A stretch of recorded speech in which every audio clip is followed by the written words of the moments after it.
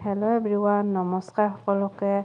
অসমীয়া বোৱাৰী মামনি ইউটিউব চেনেলটোলৈ আপোনালোক সকলোকে স্বাগতম জনাইছোঁ। আশা কৰিছোঁ সকলো ভালে আছে আৰু আমিও ভালে আছোঁ। আৰু বিহু চাগে সকলোৰে ভালে ভালে গ'ল। আৰু এইফালে মই আজি দুপৰীয়াৰ ভাত বনাই আছোঁ। আৰু আজি দুপৰীয়াৰ ভাতত বনাইছোঁ কোমোৰা আৰু নাৰিকল সৰিয়হ দি মাছ বনাম। আৰু এই মাছখিনি বিহুৰ দিনাৰে আছিলে আৰু ভাজি থোৱা আছে, সেইকাৰণে বোলো এনেকৈ ভাজি থোৱা মাছ সৰিয়হ দি বনালে মানে খুব খাই ভাল লাগে। আৰু এইফালে কোমোৰাখিনি মই অকণমান খাৰ দি বইল কৰি লৈছোঁ, কাৰণ অকণমান মানে টেঙা টেঙা লাগে যদিহে বইল কৰি লোৱা নাযায়। বইল কৰি মানে পানীটো পেলাই দিব লাগে।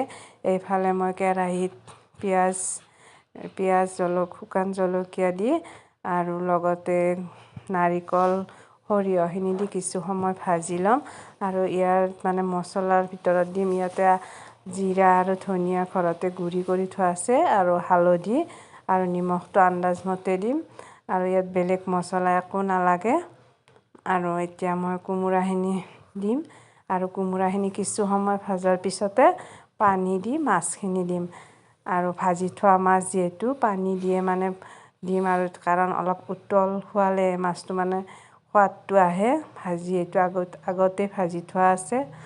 আৰু এই আঞ্জাখন খাই মানে খুব ভাল লাগে। অকণমান জ্বলা দিব লাগে, আৰু মই ইয়াতে কেঁচা জ্বলা কাটি দিছোঁ পিঁয়াজতে। এনেকৈ ভাজি থোৱা মাছেৰে কোমোৰাৰ আঞ্জা খাই বৰ ভাল লাগে। আৰু আজি আমি দুপৰীয়া সাঁজ বৰ ধুনীয়াকৈ খালোঁ। আৰু যদি মোৰ ভিডিঅ'বোৰ চাই ভাল পায় তেতিয়াহ'লে সকলোৱে মোৰ চেনেলটো লাইক, কমেণ্ট আৰু ছাবস্ক্ৰাইব কৰি দিব। আজিলৈ আহিলোঁ, বাই বাই সকলোকে।